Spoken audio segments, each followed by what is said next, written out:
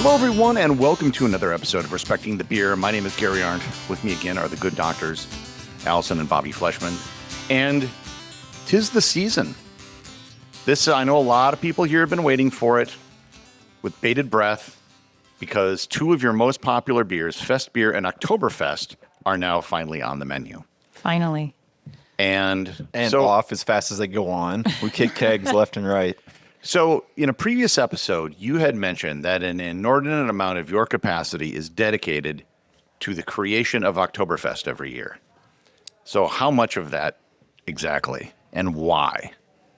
15% of what we make is Oktoberfest, and we have to do that in a relatively short span of time. So is that 15% by volume? By volume, yeah. What we make is that beer. We distribute it to 28 counties. And it's the official local Oktoberfest at Appleton's Oktoberfest Festival. But the why bit, I would say, is because it's delicious. It is such a good beer. It is like it's to me, it's like if the lager had a baby with an ale. It's like a rich, rounded ale, but it's a lager. And marketing-wise, it's incredibly easy to sell it. Because everybody knows what it is. You have to explain an alt beer to people, a Schwartz beer, a Dunkel. This is not one we have to explain. For ours, so ours is the McFleshman's Oktoberfest, and I remember it was our infamous trip down to Cincinnati to buy the back bar, where we came up with the names of a lot of our beers. But the Oktoberfest, we would just name it McFleshman's Oktoberfest because the word Oktoberfest just like sums up everything there is to know about the style. We save our confusing names for the other ones, like alt beer. Well, it's not trademarked either, I assume. So that also helps. Yeah, exactly. Hence the name McFleshman's as well, because it was a made-up word. So what goes into Oktoberfest, and what makes it different and special, and why does it take up so much? Is it just demand that it's 15%? Because I would think 547 or some of the other beers that sell well would take up more. Well, we don't sell 547 in 28 counties to the extent that we sell this beer. So that's why we have to make so much of it.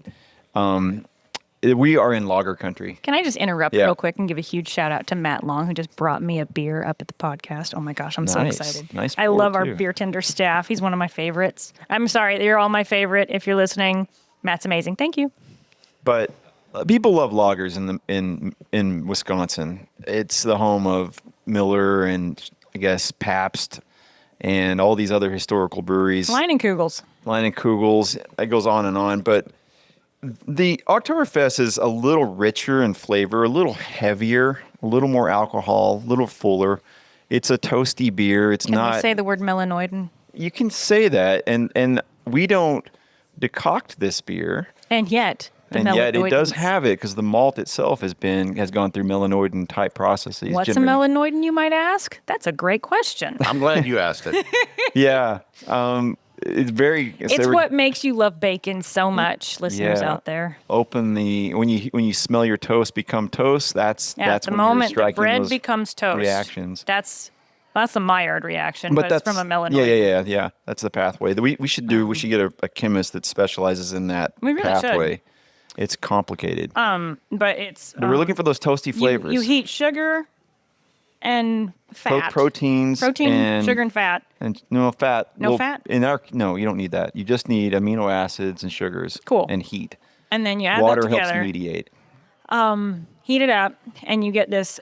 It's 200 degrees is ideal, up to 300. A semi-roasty flavor, but it's what gives bacon and toasted anything bread you cook that changes color or aroma. Yeah, it's coming by way. It's what makes of that marshmallow, the s'more. Like once it's in the fire and it's s'mored. Yeah. Yep. It's provided you have some proteins involved and some sugars. So, but people look forward to it. I think partly it's delicious, partly it's nostalgic, and we hit this time of year. People are thinking about Oktoberfest as a season. Such as they do in Munich, and they definitely think about it that way here in Appleton too. And they start drinking the shit out of it. We put I think I threw 3 kegs together on Friday just for the fun of it, where we normally would sell 1 keg over a weekend. We sold through all 3. We're just beginning September. By the end of the month, we'll probably go through 2 kegs a day. But I'm not wrong in that there's a different mouthfeel to the Marzen, to Right, the Oktoberfest. because it's more alcohol. Oh, which, by the way, the style Oktoberfest is called a Marzen. Because It's brewed in March, or Right. it should be at least. And I recently learned that in the olden days, like 1800s or so, when the style was really developed, it was because with the German Reinheitsgebot definitely brewing to the season, they had a bunch of leftover malt and hops that they needed to get rid of because it was illegal to brew over the summer. And so in March, when some of the final beers were being brewed, they just kind of used what was left over in March. And they would Hence the brew Marzen. stronger beers because they were meant to be kept over Yep. the summer. But there is a roundness to it, though. The There mouthfeel are- isn't as like zesty or dancey, lack of a better phrase, as some of the lagers. The lagers typically have a very crisp taste on the tongue or feel on the tongue. The Marzen, for me at least, has a thicker. 2 reasons. There's not nearly the hops that you might have in a Pilsner Thank or even a goodness. Helles. But the other reason is that those ingredients have been toasted and they And the Maillard reaction. and they give you a more complexity and the other thing is it's more alcohol. It's a bigger beer and That's that a gives you a win. certain fullness. So there's 3 reasons there. 4th reason, you might throw in some caramel malts. And caramel Hang is on, is it you might throw in, is it like you're just feeling lucky and you just do, or you do in particular? I do, and I think that that's fairly common everywhere that makes Oktoberfest because it does give it that sweetness and that fullness. The caramel is not produced by action of proteins and sugars; it's sugar on sugar, and that's done upstream. That sounds inappropriate. It's respecting the beer after dark. So if someone gets an Oktoberfest, they're getting some hot sugar on sugar action. That's kind of one way to put it. Beer went through my We should nose. mark which ones have said action. Anyway, Not the decocted ones, because that's just too much. that's just my art. My Too art. many jokes. So anyway, we toss a little bit of this caramel malt in. This caramel malt's produced upstream by our malt producer. They have ways to generate that. It's the same as when you make candy. You're combining these sugars under high heat, and you're creating this complex concoction. I will say what's happening normally when you mash, you are. How do I say this? When you mash, how you make beer, you crush the grain and you make your wort and you boil that, but you're doing that in an entire porridge. The guys that make malt have learned how to actually do all of that conversion process before you receive it, and that's where caramel malt comes from. So they'll actually stew inside of the seed, and then they'll heat that up to high temperatures after the sugars have been converted, like they are during the brewing process. So each little seed's like a teeny little mash tun, a teeny little kettle, and it gets to you as little candy packets. And then we just throw it in and dissolve it into the mash. I'm curious how long you have dreamed of these things to come up with that analogy and thinking about these little. I've heard Beer it said packets. to me maybe by Brees at some point. Okay. So it wasn't my Because original that's idea. taken some deep thought to get to that picture. Well, each little seed is just a little bitty mash happening, and then they heat it up at the end and turn it into these candies. You never want to chew on them because they really are little hard candies. So that's another reason why you're getting that fullness. So if you find yourself, walking along and you just stumble upon some caramel malt, be careful. But I think that's it. I think the nostalgia carries it a long ways. What is it? 81% of our community claims German lineage, and it's the easiest style in the world to sell around here for sure. Oktoberfest is not the only thing you bring out this time of year. Right? There's also a great demand for fest beer. Correct. Yes. Yeah. Which So Bobby's drinking right now, and I So keep stealing Swig. What is the difference between? Because I think of the regulars who come here, the fest beer is actually looked forward to more than the Oktoberfest. But I think a lot of people on the menu probably are not as familiar with fest beer, and so they'll go for an Oktoberfest because it's a familiar thing. Yeah. And if you even look at the logo, they're sisters, I would say. yeah, they definitely are sisters. In fact, 'Cause the logos are inverses of each if other. you go to Munich and you order an Oktoberfest, you get a fest beer.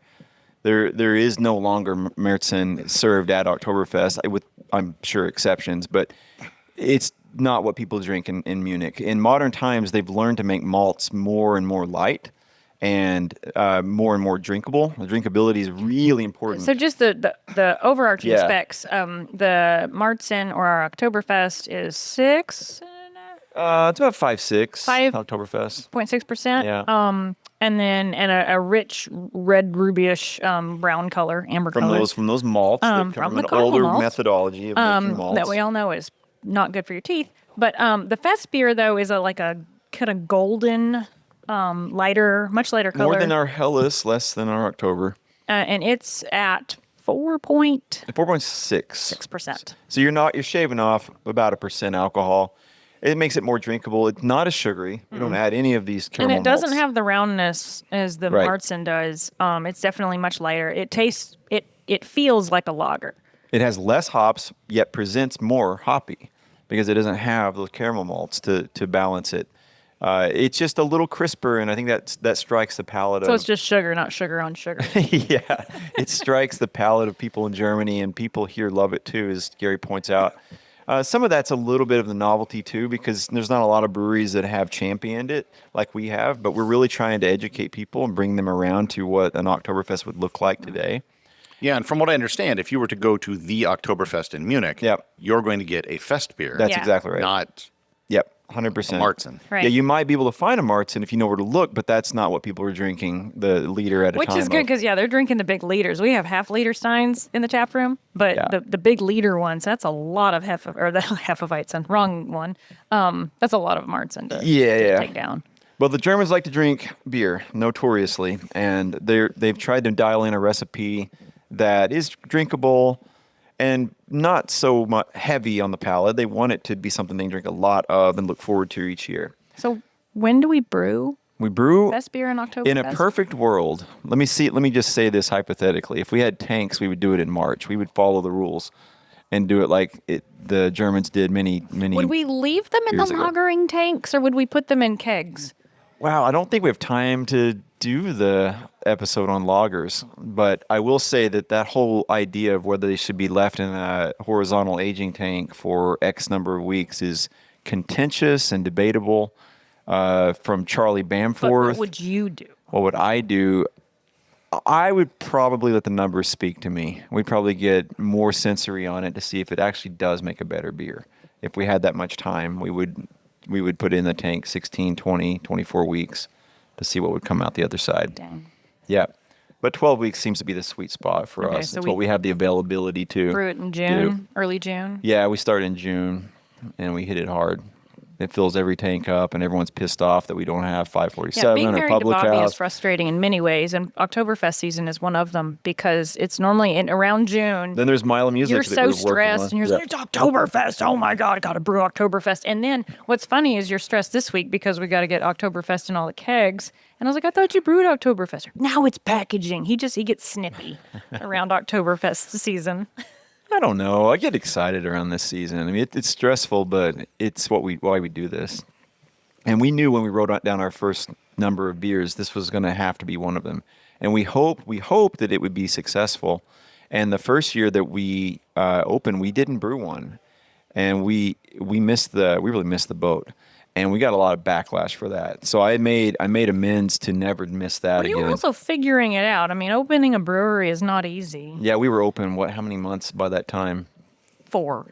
It wasn't many, yeah. And we actually hadn't, at that point, we were still brewing on Appleton Beer Factory systems. I We was didn't have building our own, system, yeah. brewing there, yeah. So you're going to be getting, I think we've talked about this before, some tanks Right. soon. Very Yeah. soon. Starting in 2 days from this So podcast. how is No, this going to Wednesday. change, well, I guess not just Oktoberfest, but your entire production system? Because I think it'll affect this, if you're producing that much of it, it should have huge implications. Well, Yeah. It's just a baby tank that we're getting. We're not getting a lagering tank. Well, but it's multidimensional. Yes, the 3. The Tesseract is We will not go into n-dimensional space in this episode. So it's hard to keep it straight.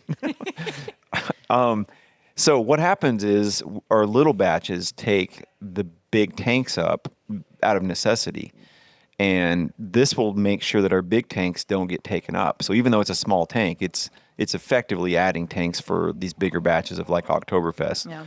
So we're building an expansion here really to achieve our quote small batches. They're still 3,000 pint batches. They're not tiny, but they're small by 40 and 60 barrel standards. They're 10 barrel tanks.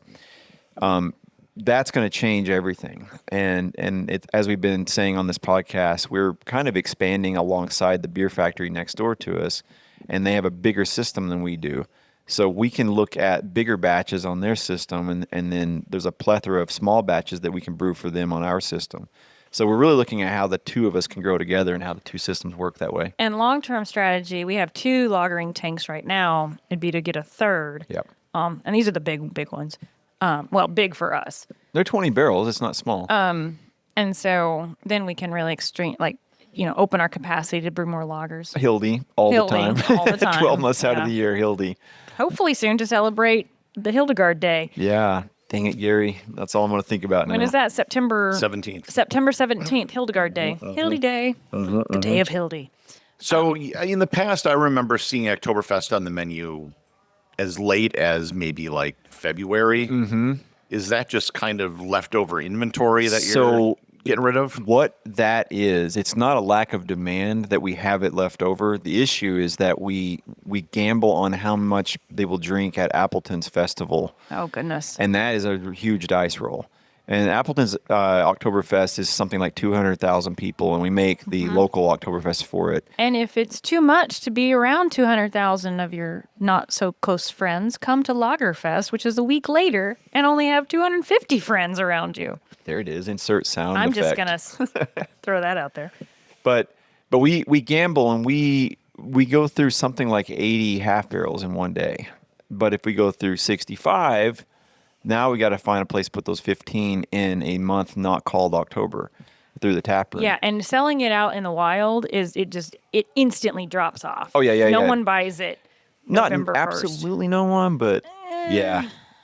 Call it Novemberfest. Well, we've made that joke. About them apples.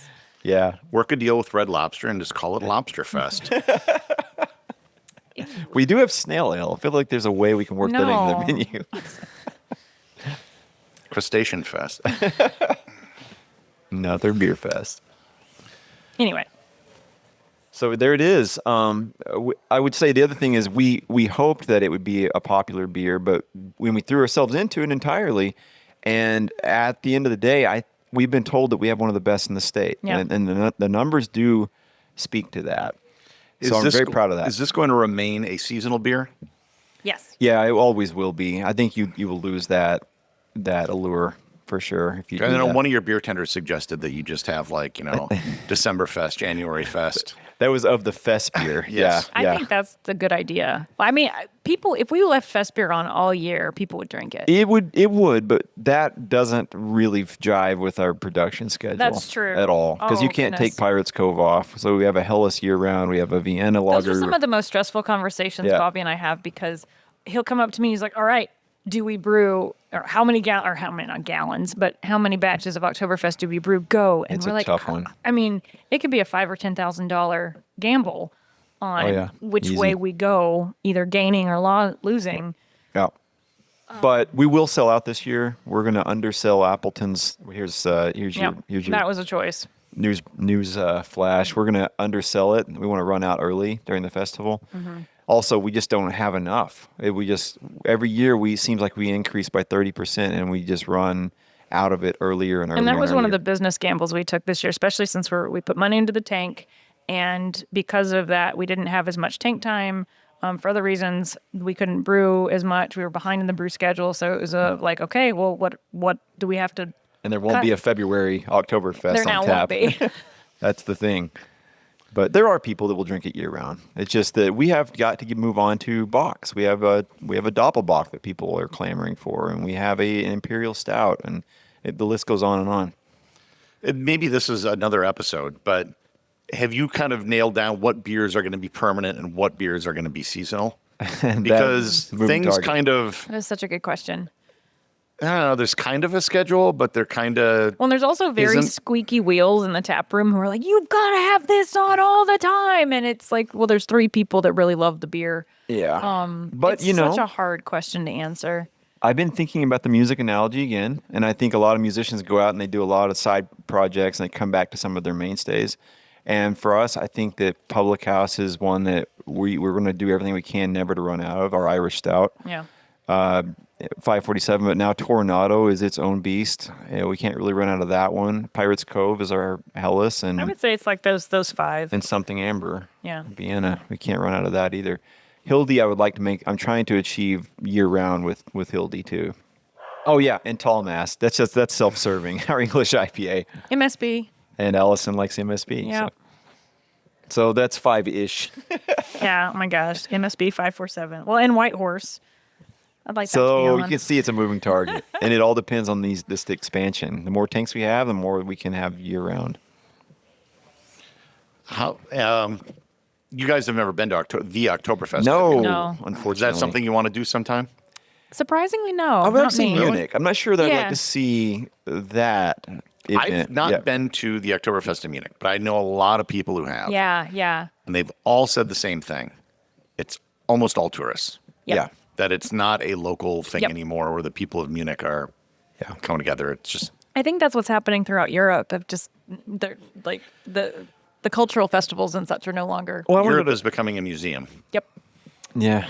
I want to go to Prague and Pilsen and have beers there. Go to Belgium and brew. Yeah. The idea of us going would be one, we would never. I mean, good God, we never travel now because the brewery is Soon. soon. Yeah. But soon, are we going somewhere? We're plugging people into the roles so we can sneak away. So, I will believe it when I see it. Anyway, but Let's open a I would say that location we there. would much rather. I wondered if she was listening. The silence in Munich. Let's throw a dart. Offline. No. We would do other stuff. We have probably. friends there. I'm not suggesting you ever do that, but I would be very curious to see if an American-style microbrewery opened in Europe, how well it would go over. I know that in Germany it has been challenging recently. It's been tried, and Germany does not yet have open arms to how the Americans make beer, by and large. But What if we went in? Like, I'm not saying I'm not endorsing this idea, but what if we went in? Like, how close is your brewing style? Well, they have plenty of that there, though. So that's I the guess other that's side of true. that coin. So I don't know. We'll have to do some thinking. I haven't done too much thinking. Are we But do they getting have serious with this? 547? No, we are in not real getting time. serious about this. Well, that'll conclude this episode of Respecting the Beer. The producer of Respecting the Beer is David Kelso. Without David, there would be no show. Please join the Facebook group to get updates and support the show over on Patreon, where you can listen to all sorts of stuff that don't actually make it on the podcast. Links to both of these can be found in the show notes. And until next time, please remember to respect the beer.